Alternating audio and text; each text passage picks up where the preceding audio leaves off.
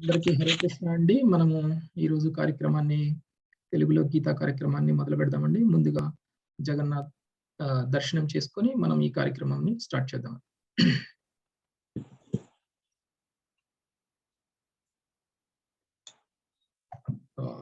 జై జగన్నాథ్, జై బలదేవ్, జై సుభద్రా माई की, सुदर्शन भगवान की जय, पंचतत्व की जय, गौर निताई की जय, वामन देव की जय, श्याम भगवान की जय. ज्ञानतिमिरान्धस्य ज्ञानाञ्जनशलाकया चक्षुरुन्मिलितं येन तस्मै श्रीगुरवे नमः. नमो ओं विष्णुपादाय कृष्णप्रेष्ठाय भूतले श्रीमते वेदांत स्वामिन् इति नामिने. नमस्ते सारस्वते देवे गौरवाणी प्रचारिणे निर्विशेषा शून्यवादी पाश्चात्य देशतारिणे.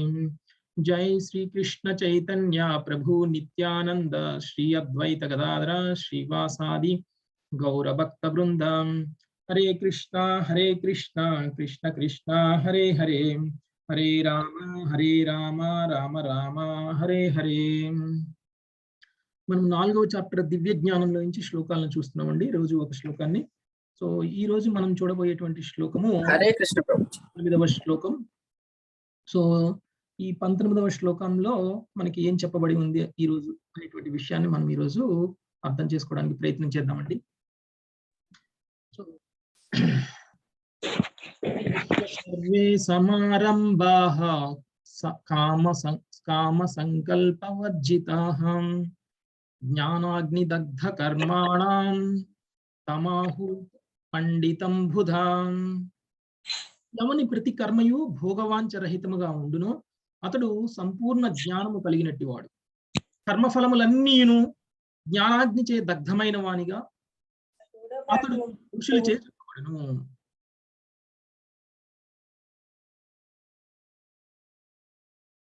సో ఇక్కడ ఈ రోజు మనము మన శ్లోకంలో ఏం చెప్తున్నారు అనేటువంటి విషయాన్ని మనము మంచిగా అర్థం చేసుకుంటే మనకి చాలా బెనిఫిట్ అవుతుందండి. ప్రాక్టికల్ గా మనకి ఇది ఉపయోగం అవుతుంది. అయితే ఇంతకు ముందు శ్లోకాల్లో వివరింపబడినట్లు యాక్చువల్ గా శ్రీకృష్ణ భగవానుడు 16వ శ్లోకం నుంచి చూస్తే కర్మయోగాన్ని మళ్ళీ స్టార్ట్ చేశారు. సో కర్మల గురించి చెప్తున్నారు.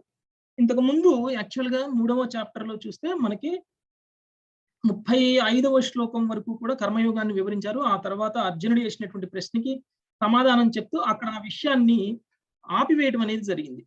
సో మళ్ళీ 4వ చాప్టర్ లో కొంచెం జ్ఞానం అనేటువంటి ప్లాట్ఫామ్ మీద మళ్ళీ కర్మల్ని ఎలా చేయాలి అనేటువంటిది వివరిస్తూ వచ్చారనమాట. సో ఇంతకు ముందు శ్లోకంలో కూడా చూస్తే మనకి సో కర్మ, వికర్మ, అకర్మ అనేటువంటి విషయాల్ని మనకి తెలియజేశారు. అయితే కర్మ వలన అయినా సరే, వికర్మ వలన అయినా సరే, అంటే కర్మ అంటే శాస్త్ర నియమ నిబంధనల ప్రకారంగా కర్మల్ని చేయడం. సో వికర్మ వలన అయినా సరే, కర్మ వలన అయినా సరే మనకి కర్మబంధనం కలుగుతుంది అనేటువంటి విషయాన్ని చెప్పారు. అంటే ఎప్పుడైతే మనం కృష్ణ చైతన్యంలోకి వచ్చామో అప్పుడు మన భక్తి యొక్క, మన కర్మల యొక్క గమ్యం అనేది మారిపోయింది. ఇంతకు ముందు మనం చేస్తున్నటువంటి భక్తికి, ఇప్పుడు చేస్తున్నటువంటి భక్తికి మధ్య చాలా డిఫరెన్స్ అనేది అర్థమైంది. భక్తి అంటే ఏంటి, ఎందుకు మనం భక్తి చేయాలి, ఎందుకు మనం కర్మల్ని ఎలా చేయాలి అనేటువంటి విషయాన్ని మనం కృష్ణ చైతన్యంలోకి వచ్చినప్పుడు మాత్రమే పూర్తిగా అర్థం చేసుకుంటున్నాం. కాబట్టి మనకి మనం ఏ ఆరాధన చేసినా, ఏ పూజ చేసినా, ఎలాంటి భక్తియుత సేవలు చేసినా కానీ మన యొక్క గమ్యం అనేటువంటిది, మన యొక్క నిజస్థితిని తెలుసుకునేటువంటిది మన గమ్యం. మనం మళ్ళీ మన ధామానికి వెళ్ళిపోగలగడము అనేటువంటి దానిదే మన యొక్క లక్ష్యం. సో మన లక్ష్యమే మారిపోయింది, మన యొక్క కర్మ యొక్క లక్ష్యమే మారిపోయింది, మనం చేస్తున్నటువంటి భక్తి యొక్క లక్ష్యమే మనం మార్చేసుకున్నాం. సో అది మనకి భగవద్గీత చెప్తున్నటువంటి విషయం. సో భగవద్గీత ద్వారా మనం తెలుసుకునేది ఏమిటి అంటే మన యొక్క గమ్యాన్ని మనము తెలుసుకొని ఆ గమ్యానికి అనుగుణంగా మన యొక్క కర్మలని, మన యొక్క భక్తియుత సేవల్ని నిర్వహించాలి అనేటువంటిది.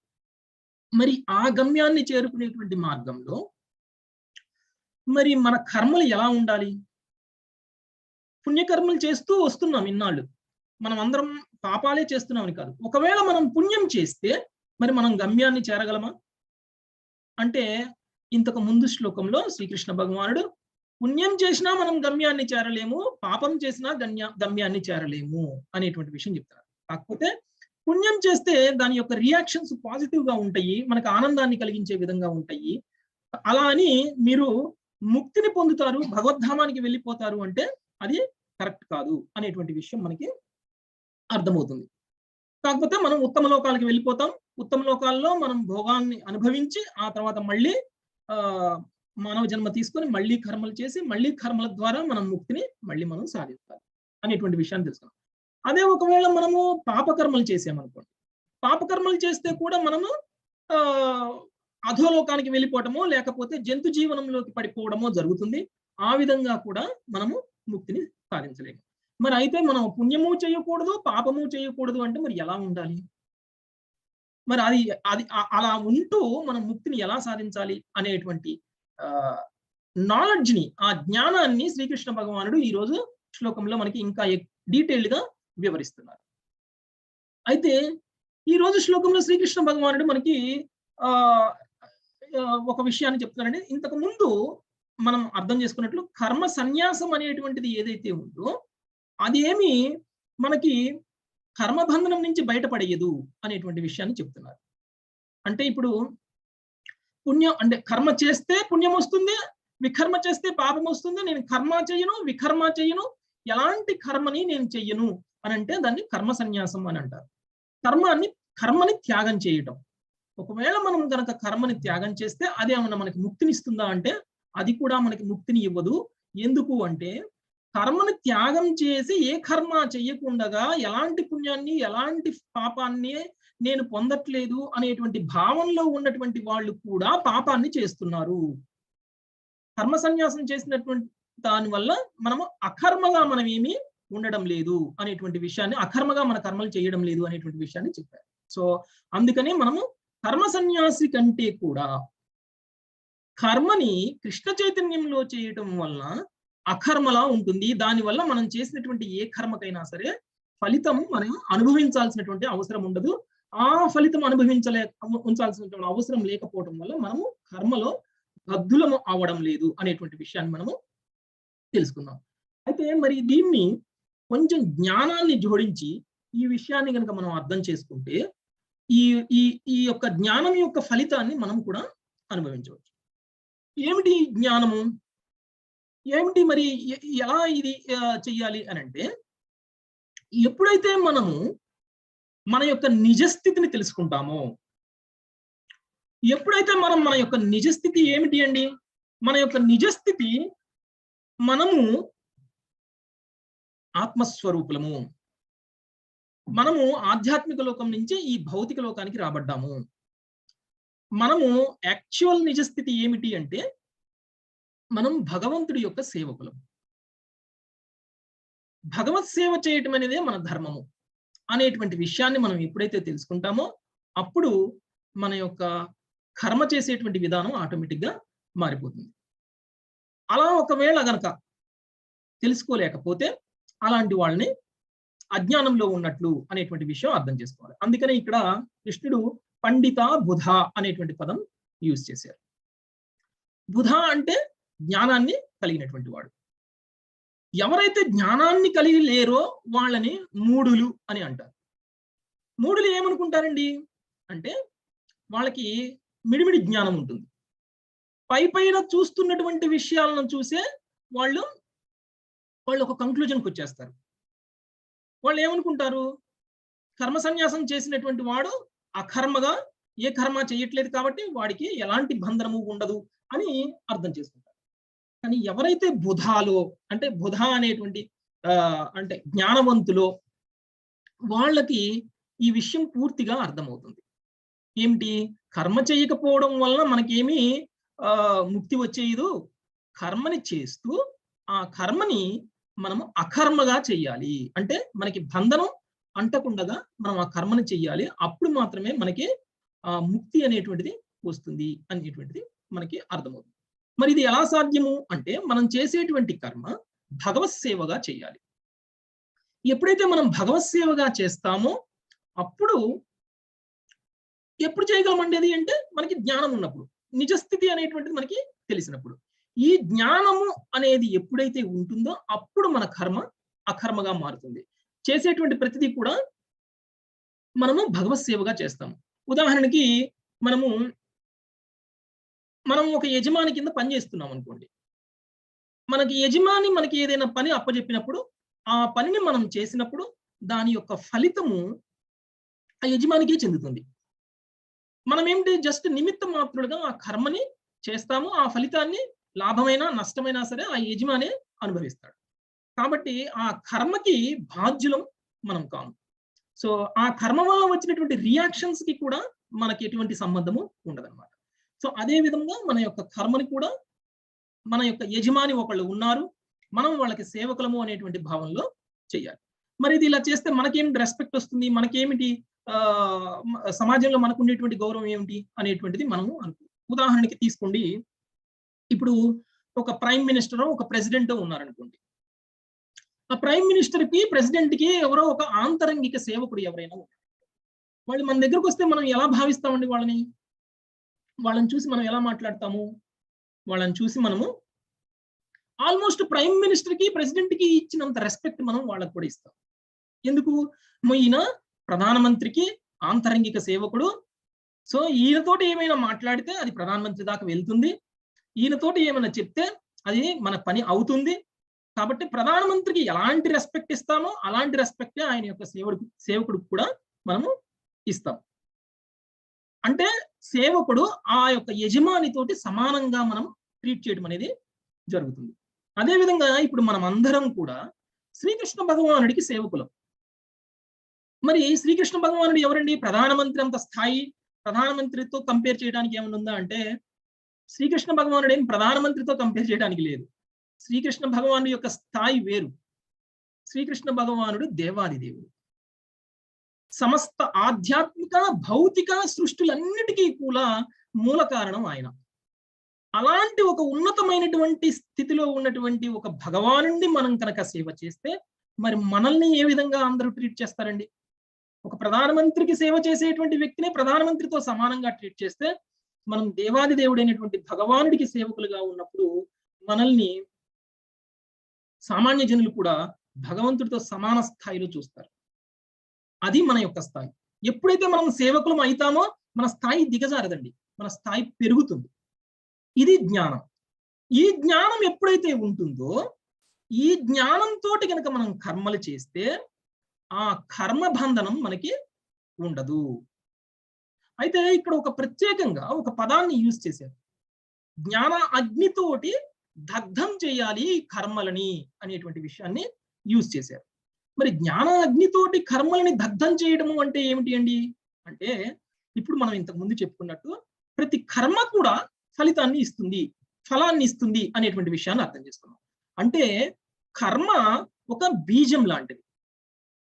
ఇప్పుడు ఏ విధంగా అయితే బీజాన్ని నాటితే మొక్క వచ్చి చెట్టుగా మారి ఫలాన్ని ఇస్తుందో ఆ విధంగా కర్మ చేసినప్పుడు కూడా ఒక బీజం తయారవుతుంది. ఆ బీజం అనేటువంటిది ఒక ఫలాన్ని ఇవ్వడం అనేది స్టార్ట్ చేస్తుంది.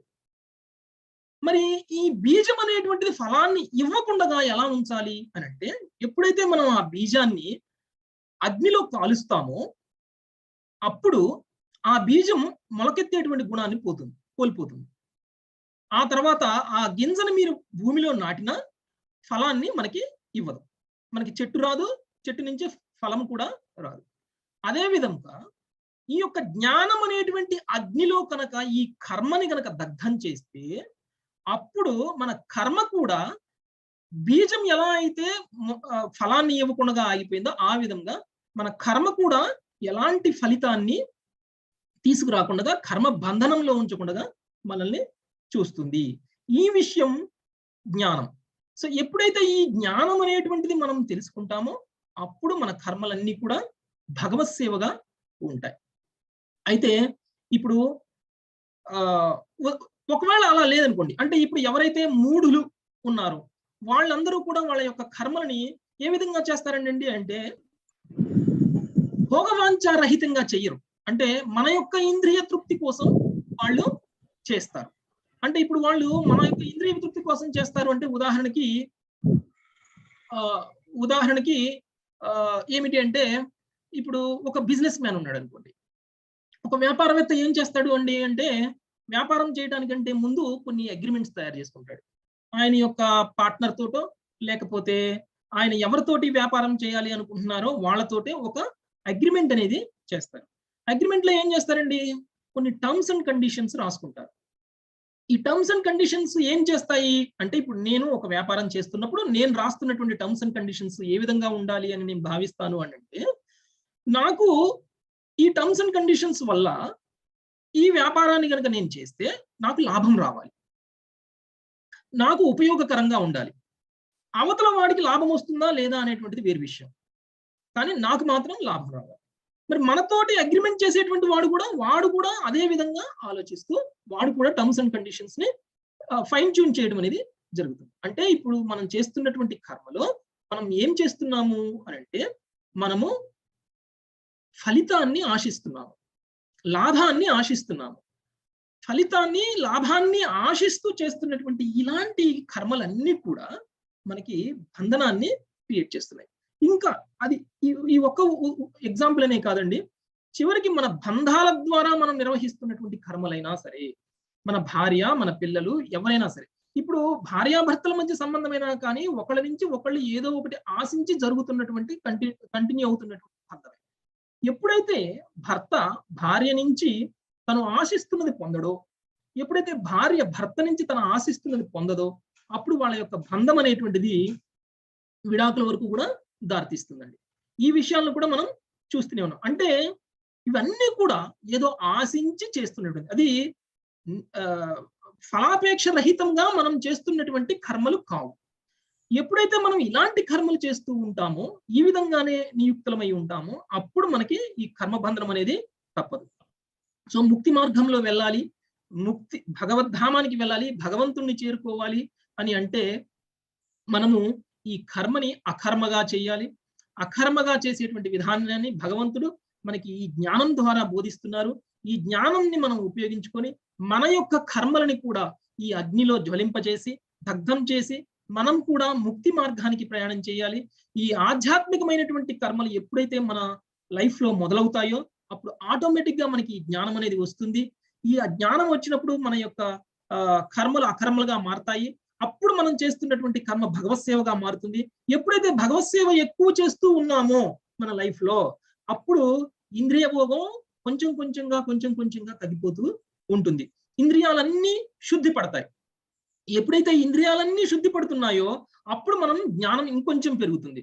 జ్ఞానం ఇంకొంచెం ఎప్పుడు పెరుగుతుందో, ఇంద్రియాల శుద్ధి ఇంకొంచెం ఎక్కువగా అవుతుంది. ఆ విధంగా ఒకటికి ఒకటి తోడవుతూ మనము ఆధ్యాత్మిక ప్లాట్‌ఫార్మ్ వైపుకి ప్రయాణం చేసి, ఆధ్యాత్మికంగానే నియుక్తులమయ్యే స్థాయికి వెళ్ళి, మనం భగవంతుణ్ణి పూర్తిగా భక్తియుత సేవలోనే మన కర్మలన్నీ ఉండే విధంగా మనం చేసుకోగలుగుతాం. లేదు అంటే మాయావాదుల్లాగానో, లేకపోతే ఇలాంటి మూఢులు ఎవరైతే ఉన్నారో వాళ్ళలాగానో మనం మన ఇంద్రియాలను తృప్తిపరచుకోకుండానే ముక్తిని సాధించాలి.